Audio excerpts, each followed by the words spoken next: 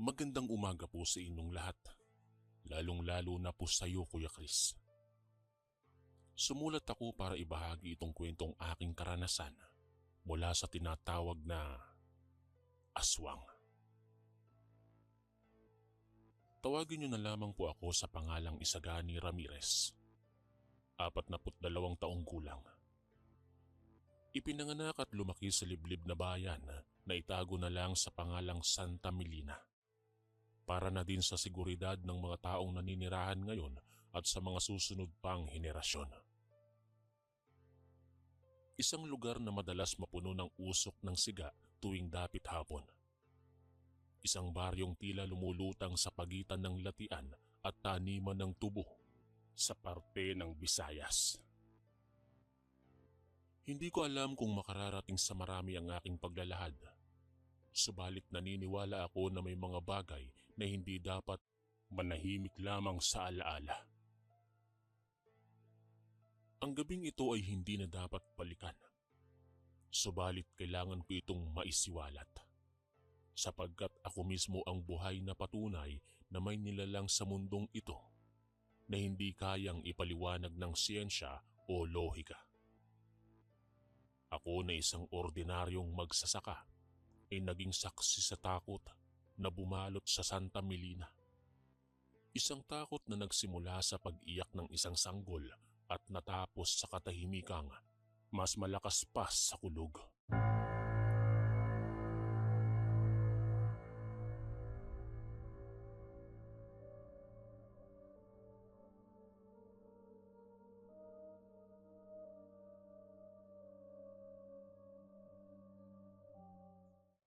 Taong 2010 nang magsimula ang lahat. Hindi pa man ako gaanong sanay sa klima ng buhay may asawa. Bagong silang pa ang aking unang anak na babae. 100 hakbang mula sa aming tahanan ng latian. At sa gawing silangan nito ang makapal na kawayanan. Ang hangin ay laging mabigat. Ang mga gabi ay madalas na walang bituin at ang katahimikan ay nakalulunod.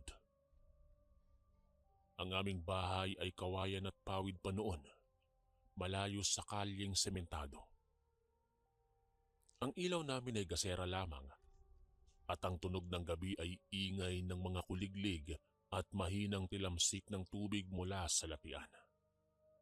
Ako at ang aking asawang si Alena ay bago pa sa pagiging magulang. At bagamat pagod ako sa bukid tuwing hapon, ang pag-uwi ko sa aming munting tahanan nang siyang pumupuno sa aking pag-asa. Ngunit may mga sandaling ang paghihintay sa bukang liwayway ay tila isang pakikipaglaban. Sapagkat sa Santa Milina, naniniwala ang matatanda na ang dilim ng gabi ay buhay. May isip at may lakas na hindi kayang unawain ng tao. Nagsimula ang lahat ng gabi ng unang ulan ng Nobyembre. Hindi pa malakas ang tag-ulan, ngunit ramdam na ang malamig na ihip ng hangin mula sa latian. Nakahiga ang aming sanggol sa duyan na yari sa makapal na tela, at si Alena na may nagpapahinga sa higaan. Ako naman ay nasa labas, inaayos ang kahoy sa bubong dahil may tagas sa gawing hilaga. Madilim noon, ngunit sa malayo ay may ilang ilaw mula sa 3 kabahayang hindi kalayuan sa amin. Habang ako'y nakaluhod sa pawid, tila may umalingaw-ngaw na kakaibang sigaw. Ang sigaw ay pakiwari ko'y hindi sa tao. Hindi rin sa hayop. Isang boses na paos, basag at tila nang gagaling sa ilalim ng lupa. Nung una'y inisip kong baka nag-aaway lamang ang aso at baboy ramo sa latian. Ngunit habang lumilipas ang minuto, ang sigaw ay nagiging mas malapit at mas malinaw. Hanggang ang balahibo ko sa batok ay nagsitayuan nang hindi ko maintindihan kung bakit. Tumayo ako at sinubukang silipin ang kawayanan. Ngunit wala akong makita. Pero alam kong may presensyang gumagalaw.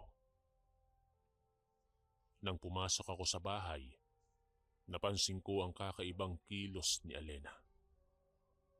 Nakapikit siya ngunit tila may dinaramdam.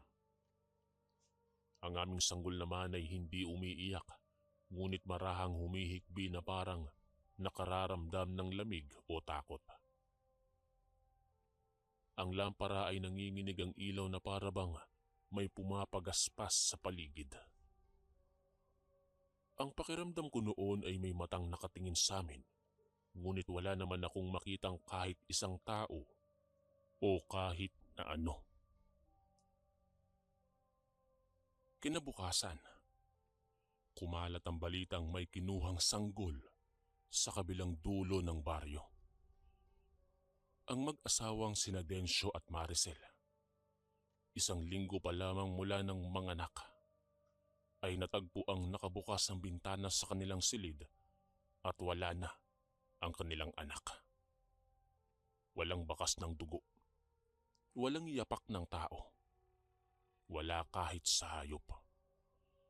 Tanging isang kakaibang amoy lamang ang nanatili. Isang amoy na parang lumang halamang gamot na hinaluan ng nabubulok na karne. Lumikha ito ng malaking kaguluhan at hindi naglaon. Lumabas ang pangalang matagal nang ibinubulong sa Santa Melina. Ang pangalan ng isang albularyo na naninirahan sa laylayan ng Latian. Isang babaeng bihasa sa panggagamot, ngunit pinaniniwalaang may kakambal na kasamaan. Si Aling. Marami ang naniniwalang hindi siya basta manggagamot. Ilang misis na bagong panganak ang nagsasabing nakikita nilang naglalakad si Aling Cirila sa labas ng kanilang bahay tuwing hating gabi. Nakayuko at may inaawit na hindi nila maunawaan. Sabi ng matatanda, may kakayahan daw si Cirila na humigop ng lakas mula sa sinapupunan ng mga nasa bingit ng panganganak. Subalit walang naglakas loob na magsumbong o magtanong. Sapagkat sa Santa Melina, may mga lihim na mas ligtas kung hindi gagalawin. Araw ang dumaan. Ngunit ang takot ay nanatiling parang mabigat na hamog. Hindi ako mapakali tuwing gabi. At si Alena ay mas lalong nanghina. Ang kanyang balat ay namutla. Ang kanyang mga mata ay laging mabigat. At tila hindi siya gumagaling mula ng mga anak. Karaniwan lamang sana ito sa mga bagong ina. Subalit kakaiba ang bawat paghinga niya. Malalim, mabigat at tila may hinahanap na hindi. Isang gabi, habang ako'y nakahiga at tahimik na nagmamasid, narinig ko na naman ang sigaw mula sa kawayanan. Pero ngayon, hindi na siya isang sigaw. Isa siyang mabagal na pag-ungol na may halong pagdaing at pagngisi. At mula sa siwang ng aming dingding, nakita kong may isang aninong nakasilip. 2 matang kasing pula ng sariwang dugo. At doon nagsimula ang tunay na bangungot ng buhay ko. Hindi na ako nakatulog ng gabing yon. Ang nakita kong mapupulang mata sa siwang ng aming dingding ay gumuhit sa isip ko na tila apoy na hindi kayang patayin ng hangin. Wala akong nasabi kay Alena na kahit na ano. Nakatulog siya, ngunit ang kanyang paghinga ay mabigat at putol-putol na para bang may humihigop ng lakas mula sa kanyang dibdib. Humigpit ang hawak ko sa duyan ng aming anak at bawat pag-indayog nito ay nagpapaalala sa akin ng posibilidad na baka siya ang susunod na kunin ng nilalang na gumagala sa Santa Milina. Kinabukasan ay nagdesisyon akong kausapin ang isang matandang lalaki na nagngangalang Mang Hilario. Isa siya sa pinakamatagal nang naninirahan sa baryo at minsang kilala bilang tagapagbantay ng latian. Tahimik siyang nakatira sa isang barong-barong sa may gilid ng sapa. Madalas siyang tawaging sira ng mga bata dahil kakaiba ang paraan niya ng pagsasalita at palagi siyang may dalang supot ng asin kahit saan magpunta. Ngunit sa baryong tulad ng Santa Milina, ang tinatawag na baliw ay minsan mas may alam pa kaysa sino mang nag-aakalang sila'y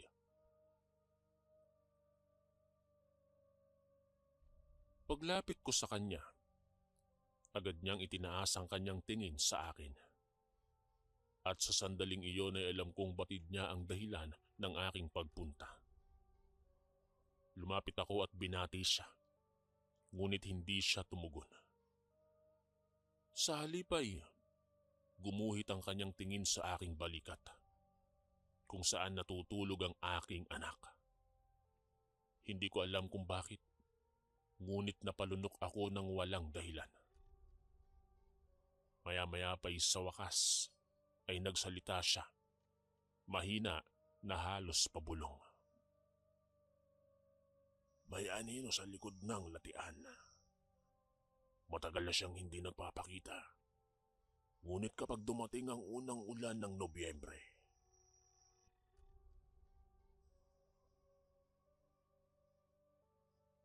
ang mga salitang iyon ay tumimo sa aking isipan. Hindi ko nais maniwala, ngunit parang may bigat itong hindi ko kayang baliwalain. Tinanong ko ang matanda kung sino ang tinutukoy niya at bagamat hindi niya binanggit ang pangalan, alam kong tumutukoy siya kay Aling Serila. Kinagabihan hindi ako mapakali. Ang paligid ng aming bahay ay tahimik, ngunit puno ng bantang hindi nakikita. Ang sumisingaw na amoy ng latian ay pumasok sa bawat siwa ng aming dingding. Ang hangin ay parang may dalang paalala na may mata sa dilim. Habang inaayos ko ang gasera, nakarinig ako ng kaluskos sa labas. Mabagal, maingat, parang yapak ng isang taong ayaw lumikha ng ingay. Hindi ko inalis ang aking titig sa pinto. Ang gasera ay bahagyang umilaw at nagdilim. Paulit-ulit, para bang may pakpak na pumapagitna rito. Maya-maya pa ay may humaplos sa bubungan. Isang kalmot na parang galing sa matutulis na kuko. Dahan-dahan kong kinuha ang asin na itinuro sa akin ni Mang Hilario na dapat ay laging nakahanda. Ang duyan ng aming anak ay gumalaw kahit wala namang hangin.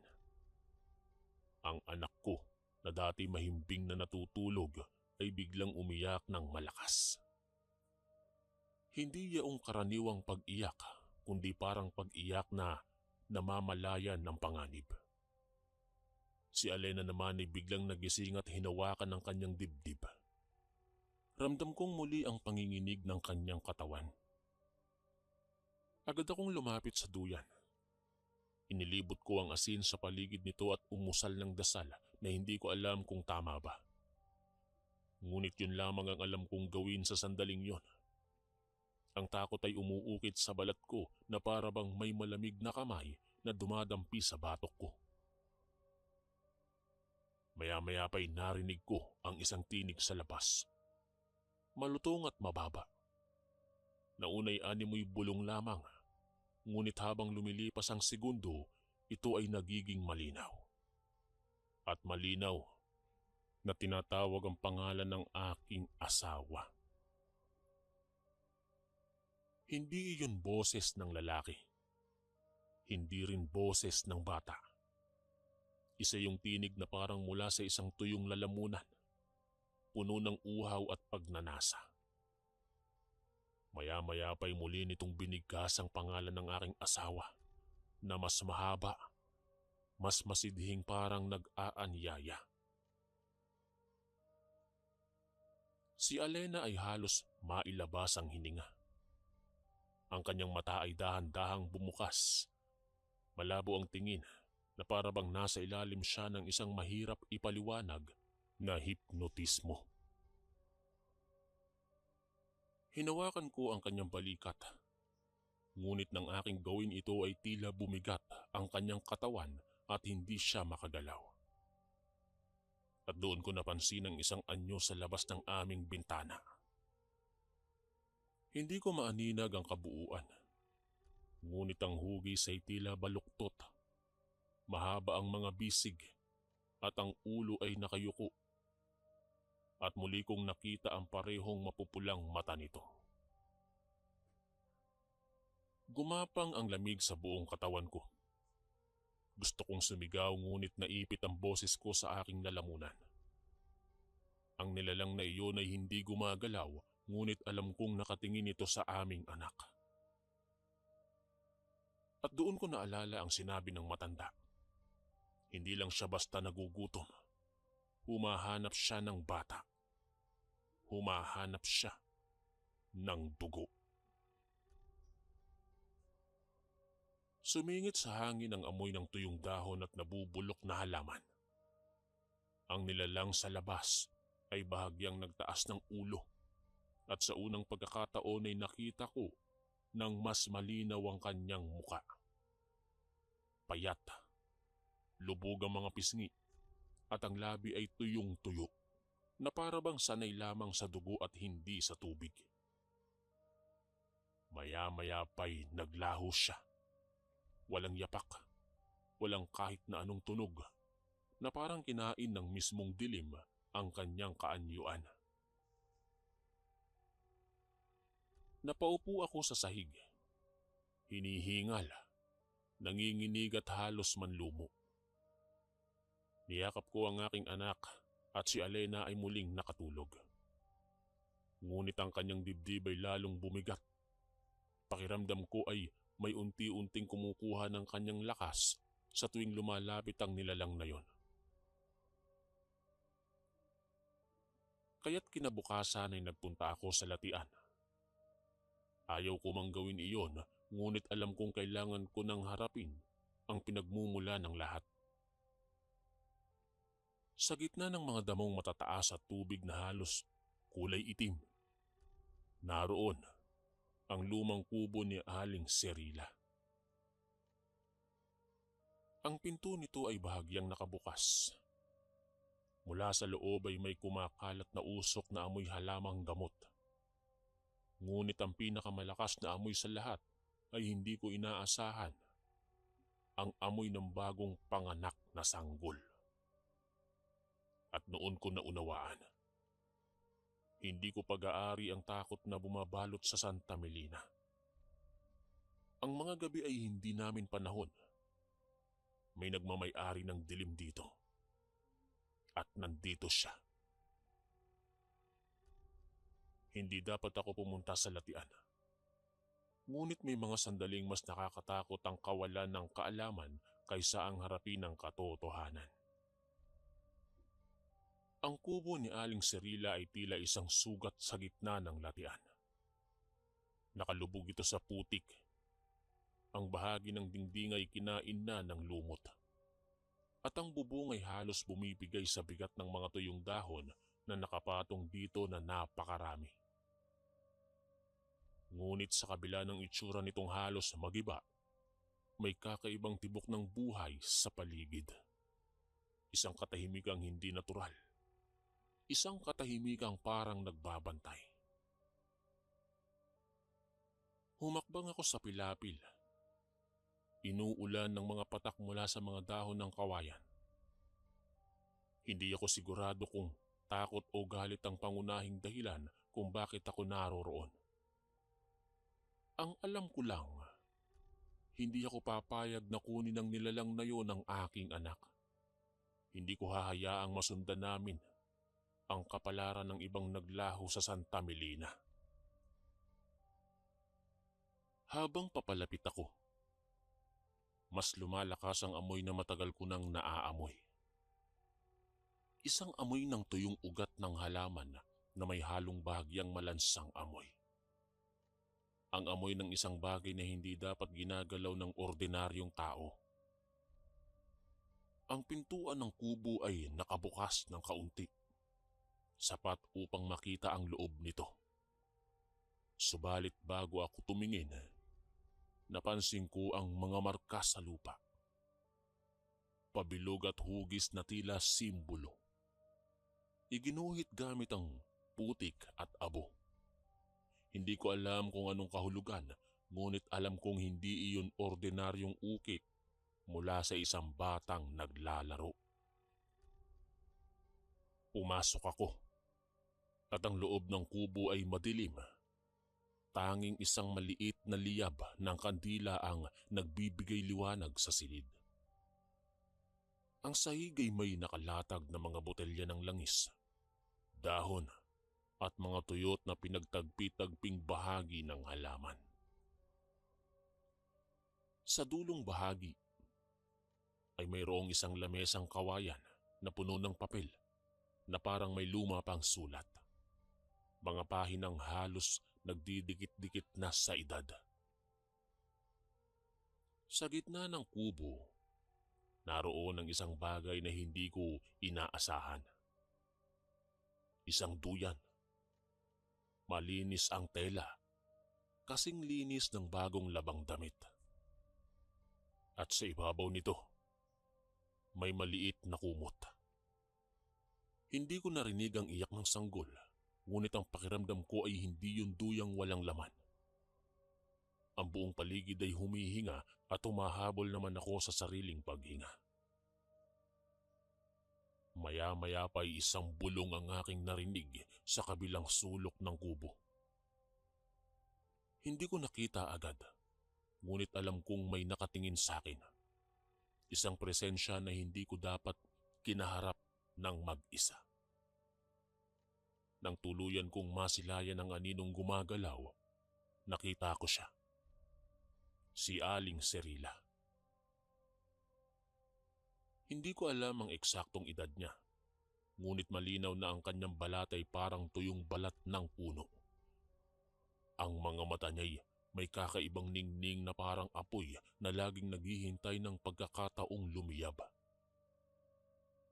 Ang kanyang buhok ay mahaba, magulo, at may halong puti at itim na tila kumikilos sa hangin kahit wala namang hangin. Hindi ko narinig ang kanyang paglapit, ngunit naramdaman ko ang bigat ng kanyang tingin sa aking dibdib. Sa pusod at sa bandang balikat kung saan ko karga ang aking anak nung umalis ako sa bahay.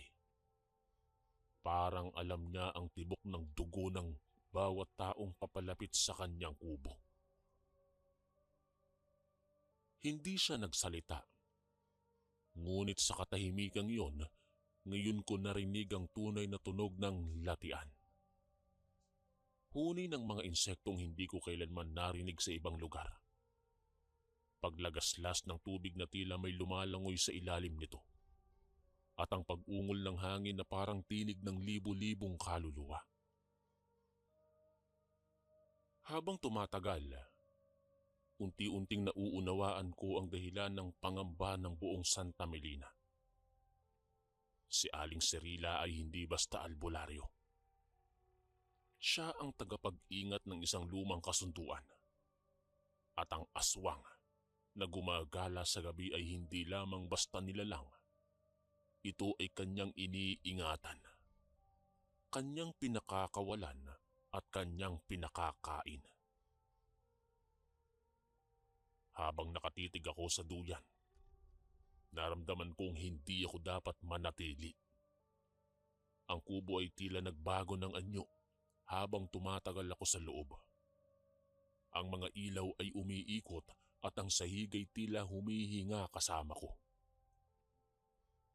Sa gilid ng aking paningin, nakita ko kung paanong gumapang ang isang aninong mahaba ang mga daliri. halos kasing haba ng braso ng isang bagong panganak na sanggol.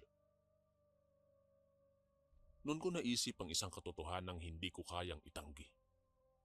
Hindi basta nawawala ang mga sanggol sa Santa Melina kung hindi kinukuha sila. Tinitingnan, hinuhusgahan, at kapag hindi napigilan, kinakain nila. Maya-maya pa'y biglang narinig ko mula sa pinakamadilim na bahagi ng kubo ang isang pagdaing. Mahina, ngunit malinaw na boses ng isang sanggol. Hindi naman ako nagkamali. May bagong nawawala at hindi ko alam kung buhay pa.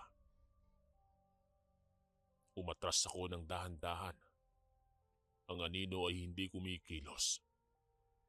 Si Aling Cirila ay hindi gumagalaw. Ngunit alam kong sinusundan niya ang bawat pintig ng puso ko. Nang makatuntong ako sa labas ng kubo, ang hangin ay biglang lumamig. Ang kawayan nanay kumakaluskos at mula sa malayo'y narinig ko ang tunog ng isang pakpak. Mabigat, parang basang pakpak ng ibong hindi kayang lumipad ng mataas. Pagdating ko sa bahay, nagyelo ang aking dugo sa aking nadatnan. Nakabukas ang pinto ng bahay at ang duyan ng aking anak ay walang laman. At sa dingding, nakaukit sa putik ang isang pangalan. Alena. Pangalan ng aking asawa. At doon ko napagtanto, hindi sanggol ang tunay na kailangan niya. Si Alena ang susunod. Hindi ko na maalala kung paano ako nakabalik sa sapa, kung paano ko naibuka ang aking bibig upang huminga, o kung paano ko napigilan ng pagkulaps ng aking tuhod. Tanging ang memorya ng nakabukas na duyan at putik na nakasulat sa aming dingding ang paulit-ulit na naglalaro sa aking isipan. Ang sigaw ni Alena ang unang gumising sa akin mula sa pagkakabundat ng aking takot. Tumakbo siya palabas, bitbit ang lampara sa kanyang kamay at ang apoy nitong kumikislap-kislap na parang kumakawala sa salamin ng kanyang mga mata. Nakaluhod siya sa sahig. Hinahanap ang aming anak na parang isang inang nawala ng sariling kaluluwa. Wala akong masabi. Ngunit ang bigat ng aking hininga ay para bang nagtulak sa akin para yakapin siya. Ngunit nang maramdaman ko ang kanyang balat, may lamig itong hindi ko pa naramdaman noon. Hindi lamig ng hangin, kundi lamig ng isang taong unti-unting ninanakawan ng buhay. Walang saysayang pag-iyak namin kung hindi kami kikilos. Kinarga ko si Alena. Hindi ko siya hinayaang maglakad ng mag-isa.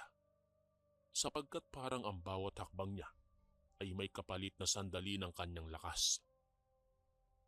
Iyon ang gabi na tuluyan kong naunawaan ang totoo. Ang nilalang na gumagala sa Santa Melina ay hindi lamang hayop na mangangain ng laman. Hindi lamang bangkay na muling nabuhay upang maghanap ng dugo. Ito ay isang kabahagi ng isang kasunduang nilikha sa pagitan ng tao at ng isang lumang kadiliman. At ang panganay naming anak ang kapalit na nais nito. Sa sandaling yon, ako ay naging dalawang uri ng lalaki. Isang ama na handang bawasan ang mundo ng sarili niyang hininga at isang lalaki na kahit nanginginig ang puso ay papasok sa pinakagitna ng apoy.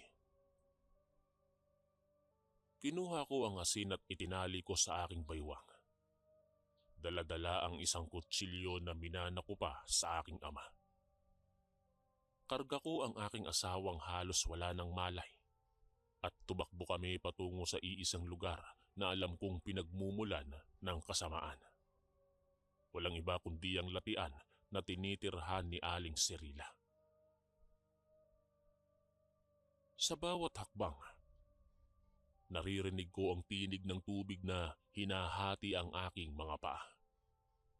Ang hamog ay bumalot sa amin at sa kadiliman ay may pormang mapupulang mata ang dumarami sa pagitan ng mga kawayan. Hindi ko alam kung ilan silang nagmamasid, ngunit batid ko na wala ng oras para umatras. Nang sa wakas ay narating namin ang kubo. Ang apoy sa loob nito ay kumukuti-kutitap at tila lumalaki ang anino ng duyan sa sahig. Subalit wala na roon ang nagkukubling sanggol. At mula sa likuran ay narinig namin ang isang huni. Mahabang pag-iyak.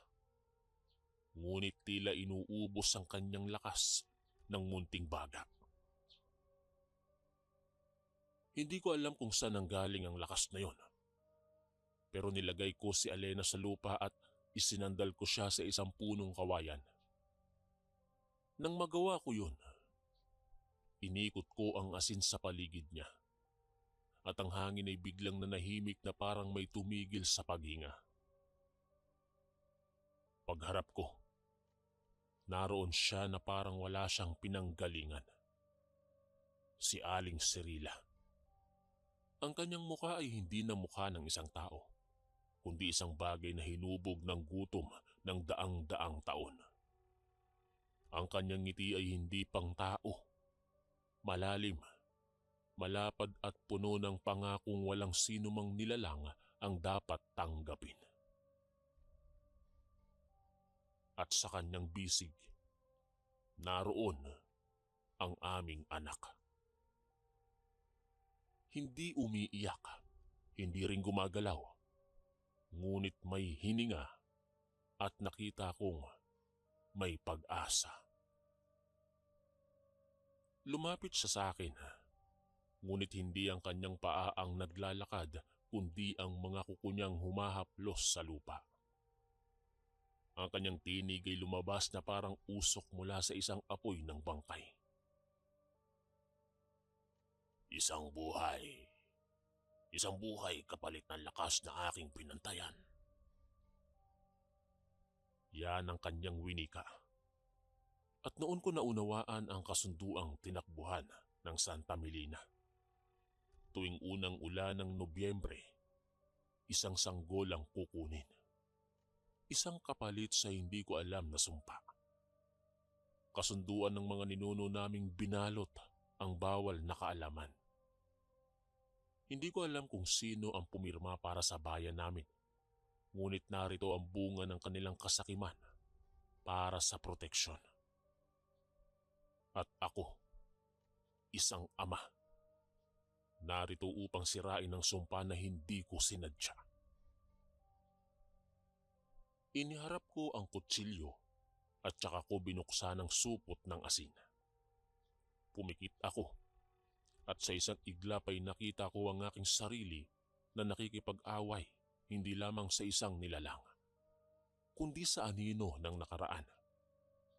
Sa bawat hakbang ko, naramdaman ko ang mga matang mula sa kawayanan na nanonood. Hindi ko alam kung kakampi ko sila o kalaban. Ang duyan sa loob ng kubo ay biglang gumalaw nang wala namang hangin. Ang latian ay kumikilos na parang may buhay.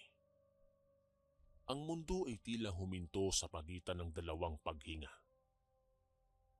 At nang umabot ako sa kanya, hinampas ko ang kutsilyo sa kanyang braso. Isang sigaw ang gumuhit sa gabi. Isang sigaw na tila nagmula sa lahat ng narito. At sa sandaling yon, ang mga mata sa kawayanan ay naglaho. Bumagsak si Aling Cirila at ang aming anak ay naibagsak niya rin sa aking bisig. Hinawakan ko ito at ang kanyang pag-iyak ay muling bumalik. Mas malakas, mas buhay at mas totoo. Subalit hindi pa tapos. Sa pagtingin ko kay Aling Cirila, nakita ko ang kanyang katawan ay nagiging abo. Parang sinisilaban mula sa loob. Ang hangin ay naging mainit at ang tubig ay tila sumingaw. Ang mga halaman ay yumuko na tila sa wakas ay tapos na ang mahabang taon ng pagkakatali sa kadiliman. Binuhat ko ang aking anak at muli kong kinuha si Alena. Niyakap ko silang dalawa habang tinatanaw ang kubo na unti-unting gumuguho. Ang latian ay tumahimik sa unang pagkakataon sa mahabang panahon. Ang dilim ay nanatili, ngunit wala na itong boses. At nang umuwi kami, dala ang basag na lampara, alam ko ang katotohanan. Hindi na muling kukuha ng sanggol ang gabi. At kung may susubok muling bumalik, marahil ay kanilang malalamang hindi na kami ang parehong Santa Milina noon. Sapagkat ang dugo, ang takot at ang tapang ng isang ama ay mas mabangis kaysa sa nilalang na lumalamo ng buhay. Hanggang dito na lamang po ang aking kwento. Maraming salamat po sa pagbabasa nito at sa lahat ng mga nakinig. Ako po si Isagani Ramirez, ang inyong kaistorya.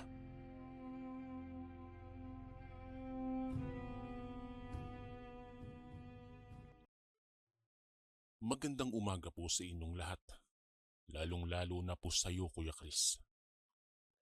Sumulat ako para ibahagi itong kwentong aking karanasan mula sa tinatawag na aswang. Tawagin niyo na lamang po ako sa pangalang Isagani Ramirez. 42 taong gulang. Ipinanganak at lumaki sa liblib na bayan na itago na lang sa pangalang Santa Milina. Para na din sa seguridad ng mga taong naninirahan ngayon at sa mga susunod pang henerasyon.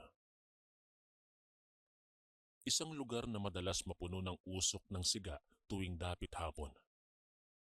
Isang baryong tila lumulutang sa pagitan ng latian at taniman ng tubo sa parte ng Visayas.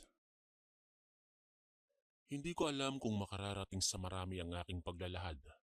Subalit naniniwala ako na may mga bagay na hindi dapat manahimik lamang sa alaala.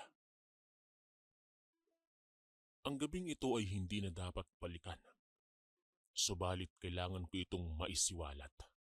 Sapagkat ako mismo ang buhay na patunay na may nilalang sa mundong ito na hindi kayang ipaliwanag ng siyensya o lohika. Ako na isang ordinaryong magsasaka ay naging saksi sa takot na bumalot sa Santa Milina. Isang takot na nagsimula sa pag-iyak ng isang sanggol at natapos sa katahimikang mas malakas pa sa kulog.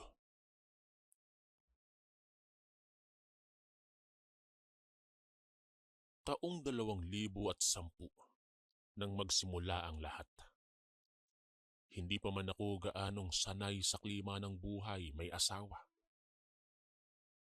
Bagong silang pa ang aking unang anak na babae. 100 hakbang mula sa aming tahanan ng latian. At sa gawing silangan nito ang makapal na kawayanan. Ang hangin ay laging mabigat. Ang mga gabi ay madalas na walang bituin at ang katahimikan ay nakalulunod. Ang aming bahay ay kawayan at pawid pa noon, malayo sa kalyeng sementado. Ang ilaw namin ay gasera lamang at ang tunog ng gabi ay ingay ng mga kuliglig at mahinang tilamsik ng tubig mula sa latian. Ako at ang aking asawang si Alena ay bago pa sa pagiging magulang. At bagamat pagod ako sa bukid tuwing hapon, ang pag-uwi ko sa aming munting tahanan nang siyang pumupuno sa aking pag-asa. Ngunit may mga sandaling ang paghihintay sa bukang liwayway ay tila isang pakikipaglaban. Sapagkat sa Santa Milina, naniniwala ang matatanda na ang dilim ng gabi ay buhay. May isip at may lakas na hindi kayang unawain ng tao. Nagsimula ang lahat ng gabi ng unang ulan ng Nobyembre. Hindi pa malakas ang tag-ulan, ngunit ramdam na ang malamig na ihip ng hangin mula sa latian. Nakahiga ang aming sanggol sa duyan na yari sa makapal na tela, at si Alena na may nagpapahinga sa higaan. Ako naman ay nasa labas, inaayos ang kahoy sa bubong dahil may tagas sa gawing hilaga. Madilim noon, ngunit sa malayo ay may ilang ilaw mula sa 3 kabahayang hindi kalayuan sa amin. Habang ako'y nakaluhod sa pawid, tila may umalingaw-ngaw na kakaibang sigaw. Ang sigaw ay pakiwari ko'y hindi sa tao. Hindi rin sa hayop. Isang boses na paos, basag at tila nang gagaling sa ilalim ng lupa. Nung una'y inisip kong baka nag-aaway lamang ang aso at baboy ramo sa latian. Ngunit habang lumilipas ang minuto, ang sigaw ay nagiging mas malapit at mas malinaw. Hanggang ang balahibo ko sa batok ay nagsitayuan nang hindi ko maintindihan kung bakit. Tumayo ako at sinubukang silipin ang kawayanan. Ngunit wala akong makita. Pero alam kong may presensyang gumagalaw. Nang pumasok ako sa bahay, napansin ko ang kakaibang kilos ni Alena. Nakapikit siya ngunit tila may dinaramdam. Ang aming sanggol naman ay hindi umiiyak, ngunit marahang humihikbi na parang nakararamdam ng lamig o takot.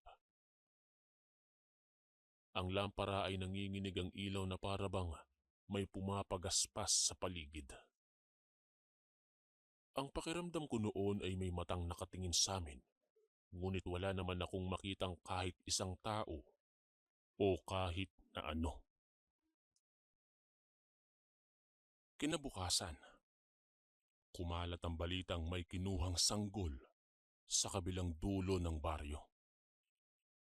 Ang mag-asawang sina Densyo at Maricel, 1 linggo pa lamang mula ng manganak, ay natagpo ang nakabukas ang bintana sa kanilang silid at wala na ang kanilang anak. Walang bakas ng dugo, walang yapak ng tao, wala kahit sa hayop. Tanging isang kakaibang amoy lamang ang nanatili. Isang amoy na parang lumang halamang gamot na hinaluan ng nabubulok na karne. Lumikha ito ng malaking kaguluhan at hindi naglaon. Lumabas ang pangalang matagal nang ibinubulong sa Santa Melina. Ang pangalan ng isang albularyo na naninirahan sa laylayan ng latian. Isang babaeng bihasa sa panggagamot, ngunit pinaniniwalaang may kakambal na kasamaan. Si Aling. Marami ang naniniwalang hindi siya basta manggagamot. Ilang misis na bagong panganak ang nagsasabing nakikita nilang naglalakad si Aling Cirila sa labas ng kanilang bahay tuwing hating gabi. Nakayuko at may inaawit na hindi nila maunawaan. Sabi ng matatanda, may kakayahan daw si Cirila na humigop ng lakas mula sa sinapupunan ng mga nasa bingit ng panganganak. Subalit walang naglakas loob na magsumbong o magtanong. Sapagkat sa Santa Melina, may mga lihim na mas ligtas kung hindi gagalawin. Araw ang dumaan. Ngunit ang takot ay nanatiling parang mabigat na hamog. Hindi ako mapakali tuwing gabi. At si Alena ay mas lalong nanghina. Ang kanyang balat ay namutla. Ang kanyang mga mata ay laging mabigat. At tila hindi siya gumagaling mula ng manganak. Karaniwan lamang sana ito sa mga bagong ina. Subalit kakaiba ang bawat paghinga niya. Malalim, mabigat at tila may hinahanap na hindi. Isang gabi, habang ako'y nakahiga at tahimik na nagmamasid, narinig ko na naman ang sigaw mula sa kawayanan. Pero ngayon, hindi na siya isang sigaw. Isa siyang mabagal na pag-ungol na may halong pagdaing at pagngisi. At mula sa siwang ng aming dingding, nakita kong may isang aninong nakasilip. Dalawang matang kasing pula ng sariwang dugo. At doon nagsimula ang tunay na bangungot ng buhay ko. Hindi na ako nakatulog ng gabing yon. Ang nakita kong mapupulang mata sa siwang ng aming dingding ay gumuhit sa isip ko na tila apoy na hindi kayang patayin ng hangin. Wala akong nasabi kay Alena na kahit na ano. Nakatulog siya, ngunit ang kanyang paghinga ay mabigat at putol-putol na para bang may humihigop ng lakas mula sa kanyang dibdib. Humigpit ang hawak ko sa duyan ng aming anak at bawat pag-indayog nito ay nagpapaalala sa akin ng posibilidad na baka siya ang susunod na kunin ng nilalang na gumagala sa Santa Milina. Kinabukasan ay nagdesisyon akong kausapin ang isang matandang lalaki na nagngangalang Mang Hilario. Isa siya sa pinakamatagal ng naninirahan sa baryo at minsang kilala bilang tagapagbantay ng latian. Tahimik siyang nakatira sa isang barong-barong sa may gilid ng sapa. Madalas siyang tawaging sira ng mga bata dahil kakaiba ang paraan niya ng pagsasalita at palagi siyang may dalang supot ng asin kahit saan magpunta. Ngunit sa baryong tulad ng Santa Milina, ang tinatawag na baliw ay minsan mas may alam pa kay sa sino mang nag-aakalang sila'y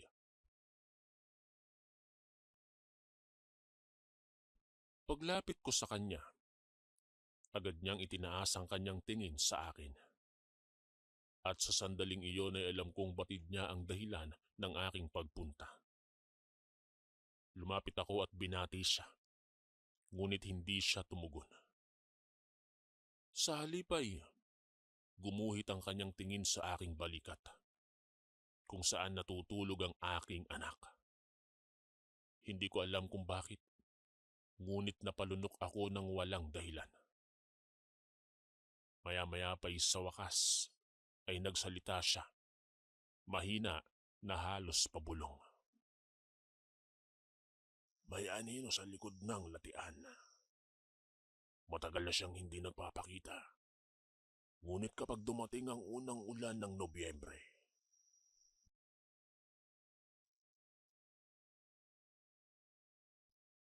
ang mga salitang iyon ay tumimo sa aking isipan. Hindi ko nais maniwala, ngunit parang may bigat itong hindi ko kayang baliwalain. Tinanong ko ang matanda kung sino ang tinutukoy niya at bagamat hindi niya binanggit ang pangalan, alam kong tumutukoy siya kay Aling Serila. Kinagabihan hindi ako mapakali. Ang paligid ng aming bahay ay tahimik, ngunit puno ng bantang hindi nakikita. Ang sumisingaw na amoy ng latian ay pumasok sa bawat siwa ng aming dingding. Ang hangin ay parang may dalang paalala na may mata sa dilim. Habang inaayos ko ang gasera, nakarinig ako ng kaluskos sa labas. Mabagal, maingat, parang yapak ng isang taong ayaw lumikha ng ingay. Hindi ko inalis ang aking titig sa pinto. Ang gasera ay bahagyang umilaw at nagdilim. Paulit-ulit, para bang may pakpak na pumapagitna rito. Maya-maya pa ay may humaplos sa bubungan. Isang kalmot na parang galing sa matutulis na kuko. Dahan-dahan kong kinuha ang asin na itinuro sa akin ni Mang Hilario na dapat ay laging nakahanda. Ang duyan ng aming anak ay gumalaw kahit wala namang hangin. Ang anak ko na dati mahimbing na natutulog ay biglang umiyak ng malakas. Hindi yaong karaniwang pag-iyak, kundi parang pag-iyak na namamalayan ng panganib. Si Alena naman ay biglang nagising at hinawakan ng kanyang dibdib. Ramdam kong muli ang panginginig ng kanyang katawan. Agad akong lumapit sa duyan. Inilibot ko ang asin sa paligid nito at umusal ng dasal na hindi ko alam kung tama ba. Ngunit yun lamang ang alam kong gawin sa sandaling yon. Ang takot ay umuukit sa balat ko na para bang may malamig na kamay na dumadampi sa batok ko. Maya-maya pa'y narinig ko ang isang tinig sa labas. Malutong at mababa. Naunay animoy bulong lamang, ngunit habang lumilipas ang segundo, ito ay nagiging malinaw. At malinaw na tinatawag ang pangalan ng aking asawa. Hindi iyon boses ng lalaki. Hindi rin boses ng bata. Isa yung tinig na parang mula sa isang tuyong lalamunan, puno ng uhaw at pagnanasa. Maya-maya pa'y muli nitong binigkas ang pangalan ng aking asawa na mas mahaba, mas masidhing parang nag-aanyaya. Si Alena ay halos mailabas ang hininga. Ang kanyang mata ay dahan-dahang bumukas.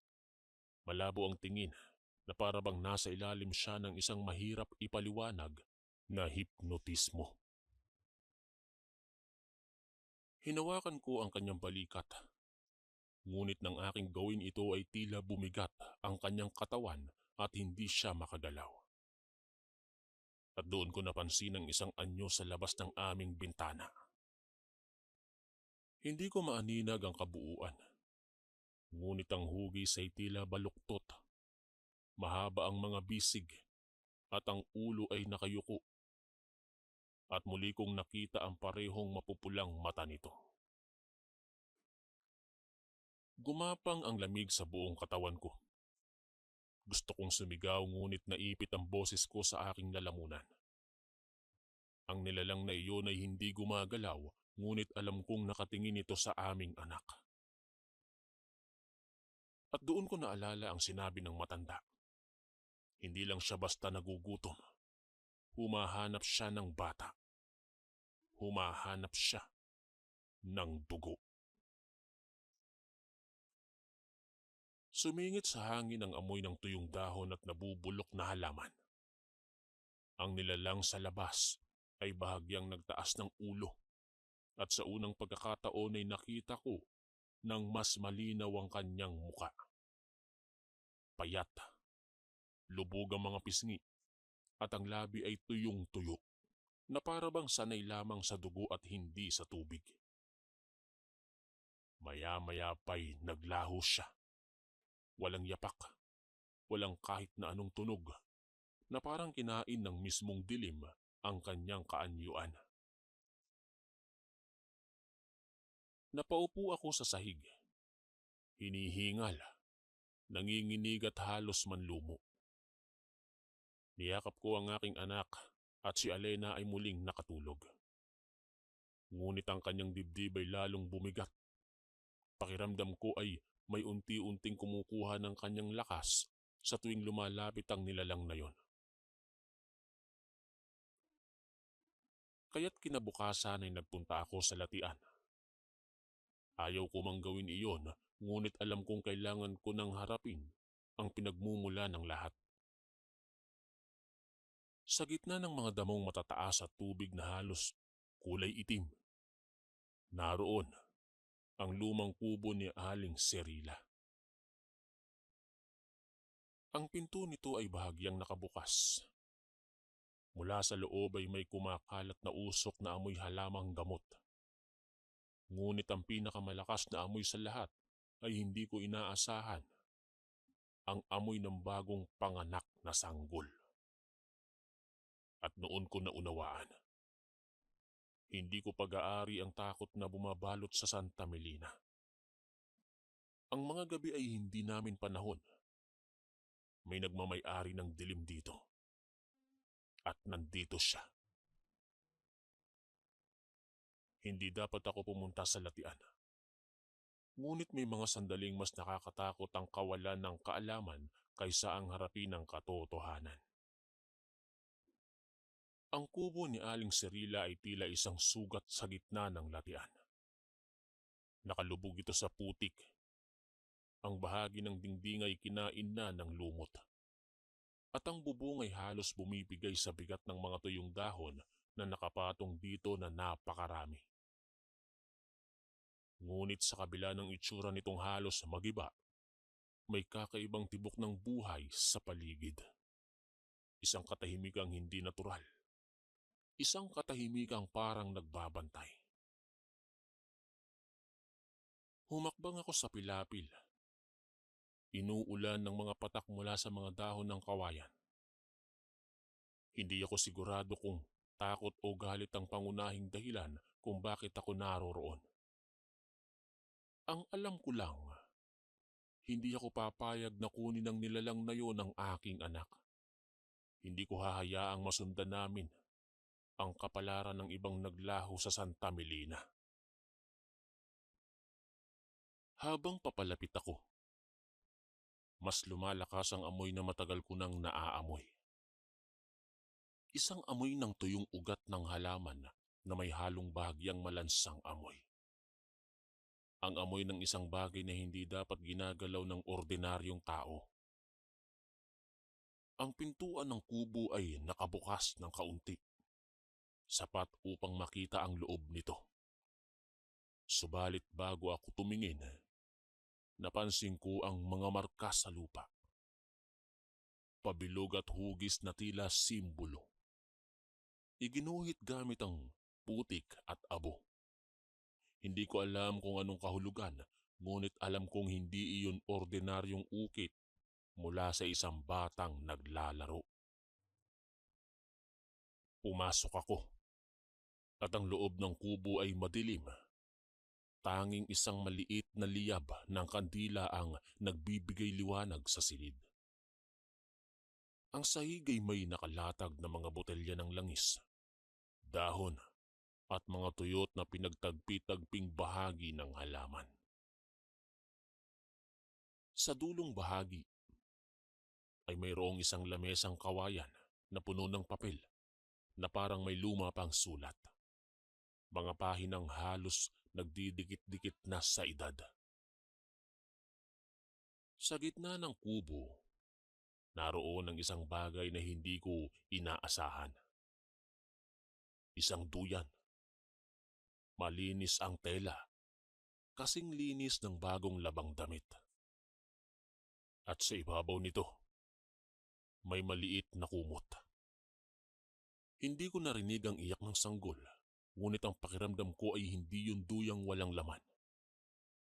Ang buong paligid ay humihinga at humahabol naman ako sa sariling paghinga.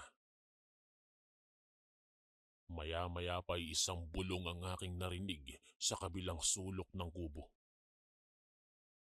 Hindi ko nakita agad, ngunit alam kong may nakatingin sa akin. Isang presensya na hindi ko dapat kinaharap ng mag-isa. Nang tuluyan kong masilayan ang aninong gumagalaw, nakita ko siya. Si Aling Serila.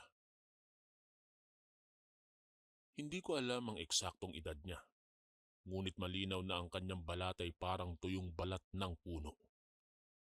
Ang mga mata niya'y may kakaibang ningning na parang apoy na laging naghihintay ng pagkakataong lumiyab.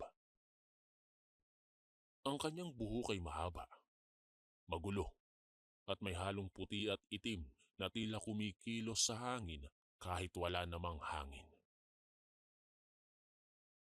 Hindi ko narinig ang kanyang paglapit, ngunit naramdaman ko ang bigat ng kanyang tingin sa aking dibdib. Sa pusod at sa bandang balikat kung saan ko karga ang aking anak nung umalis ako sa bahay. Parang alam niya ang tibok ng dugo ng bawat taong papalapit sa kanyang kubo. Hindi siya nagsalita. Ngunit sa katahimikang iyon, ngayon ko narinig ang tunay na tunog ng latian. Huni ng mga insektong hindi ko kailanman narinig sa ibang lugar. Paglagaslas ng tubig na tila may lumalangoy sa ilalim nito. At ang pag-ungol ng hangin na parang tinig ng libu-libong kaluluwa. Habang tumatagal, unti-unting nauunawaan ko ang dahilan ng pangamba ng buong Santa Melina. Si Aling Serila ay hindi basta albularyo. Siya ang tagapag-ingat ng isang lumang kasunduan. At ang aswang na gumagala sa gabi ay hindi lamang basta nilalang. Ito ay kanyang iniingatan, kanyang pinakakawalan at kanyang pinakakain. Habang nakatitig ako sa duyan, naramdaman kong hindi ako dapat manatili. Ang kubo ay tila nagbago ng anyo habang tumatagal ako sa loob. Ang mga ilaw ay umiikot at ang sahig ay tila humihinga kasama ko. Sa gilid ng aking paningin, nakita ko kung paanong gumapang ang isang aninong mahaba ang mga daliri. Halos kasing haba ng braso ng isang bagong panganak na sanggol. Noon ko naisip ang isang katotohanang hindi ko kayang itanggi. Hindi basta nawawala ang mga sanggol sa Santa Melina. Kung hindi kinukuha sila. Tinitingnan, hinuhusgahan, at kapag hindi napigilan, kinakain nila. Maya-maya pa'y biglang narinig ko mula sa pinakamadilim na bahagi ng kubo ang isang pagdaing. Mahina, ngunit malinaw na boses ng isang sanggol. Hindi naman ako nagkamali. May bagong nawawala at hindi ko alam kung buhay pa. Umatras ako ng dahan-dahan. Ang anino ay hindi kumikilos. Si Aling Serila ay hindi gumagalaw. Ngunit alam kong sinusundan niya ang bawat pintig ng puso ko.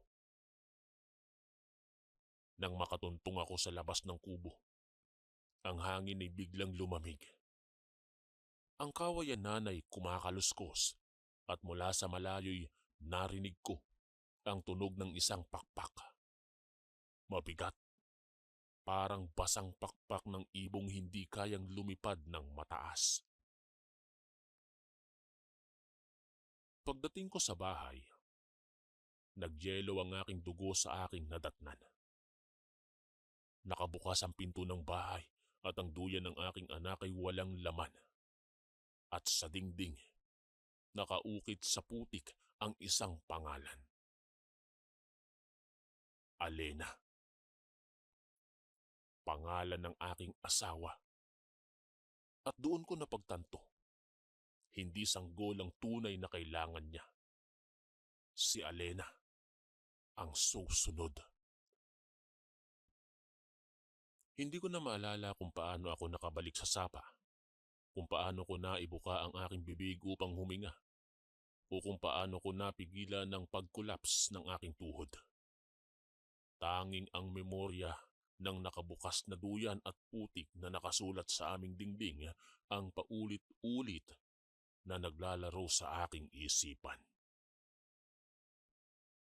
Ang sigaw ni Alena ang unang gumising sa akin mula sa pagkakabundat ng aking takot.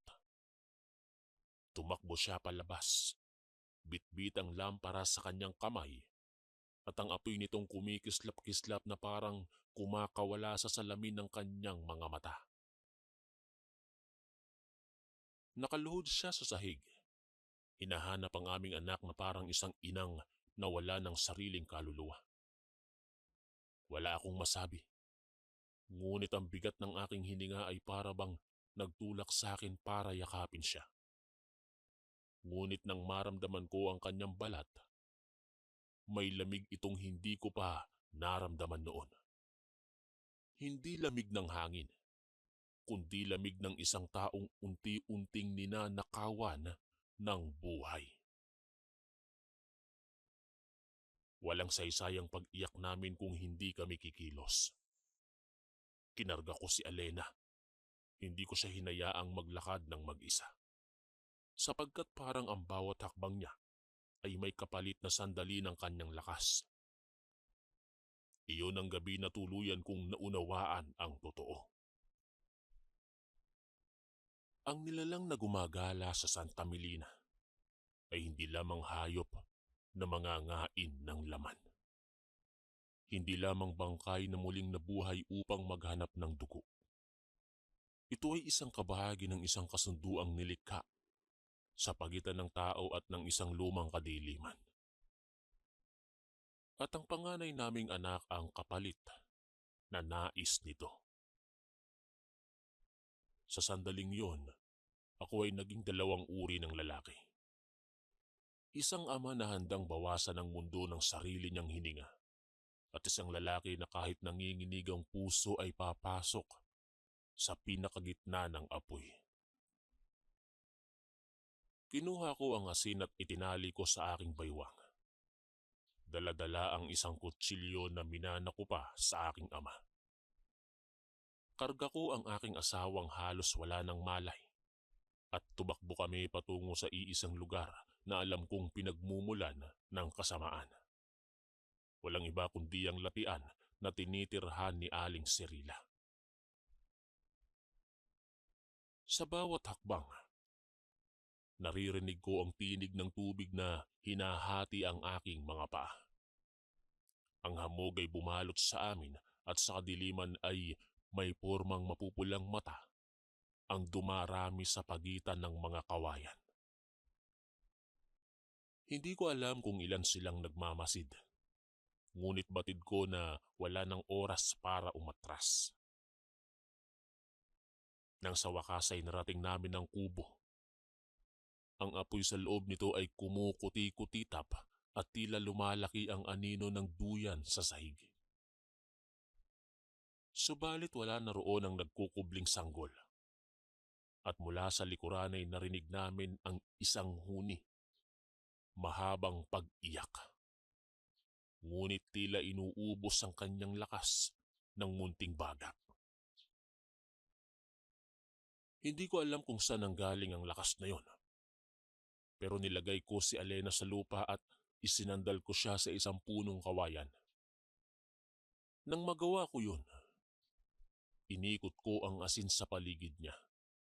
At ang hangin ay biglang nanahimik na parang may tumigil sa paghinga.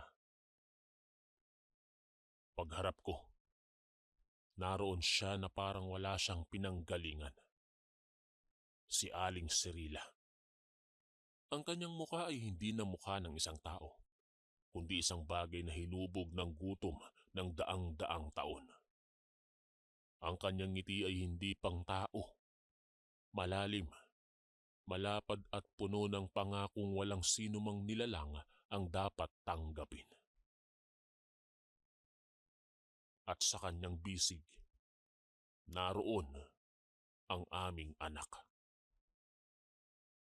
Hindi umiiyak, hindi rin gumagalaw, ngunit may hininga at nakita kong may pag-asa. Lumapit siya sa akin, ngunit hindi ang kanyang paa ang naglalakad, kundi ang mga kuko niyang humahaplos sa lupa. Ang kanyang tinig ay lumabas na parang usok mula sa isang apoy ng bangkay. Isang buhay kapalit ng lakas na aking pinantayan. Yan ang kanyang winika. At noon ko naunawaan ang kasunduang tinakbuhan ng Santa Melina. Tuwing unang ulan ng Nobyembre, isang sanggol ang kukunin. Isang kapalit sa hindi ko alam na sumpa. Kasunduan ng mga ninuno naming binalot ang bawal na kaalaman.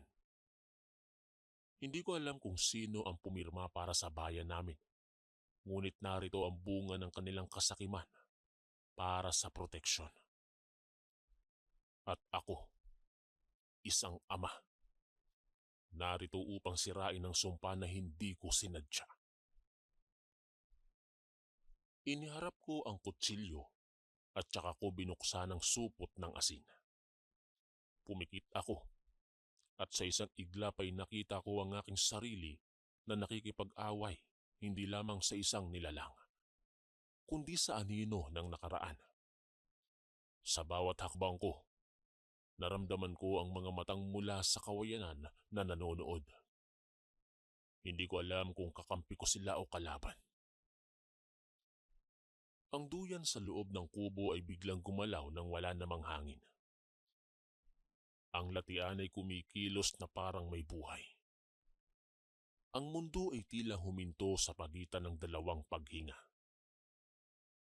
At nang umabot ako sa kanya, hinampas ko ang kutsilyo sa kanyang braso. Isang sigaw ang gumuhit sa gabi. Isang sigaw na tila nagmula sa lahat ng narito. At sa sandaling yon, ang mga mata sa kawayanan ay naglaho. Bumagsak si Aling Sirila at ang aming anak ay naibagsak niya rin sa aking bisig. Hinawakan ko ito at ang kanyang pag-iyak ay muling bumalik. Mas malakas, mas buhay, at mas totoo.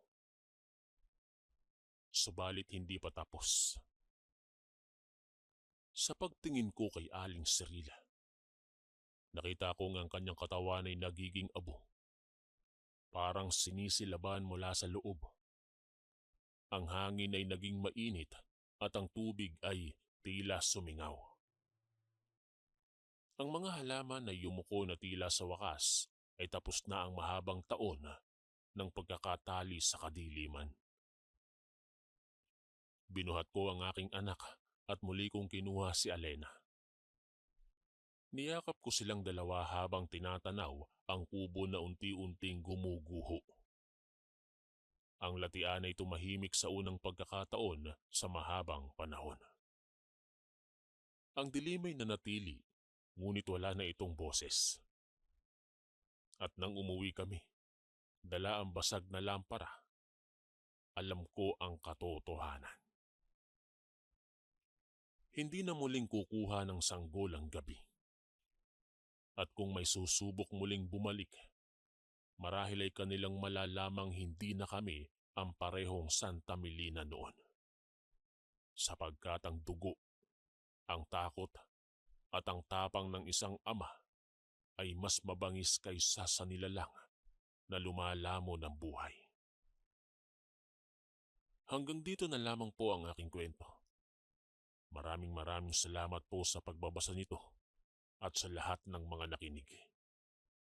Ako po si Isagani Ramirez, ang inyong kaistorya. Maraming salamat po mga kaistorya sa pakikinig. At kita-kits po ulit bukas para sa isa na namang nakakatakot na kwento. Ito po si Kuya Chris, ang inyong kaistorya. God bless po at ingat po lagi.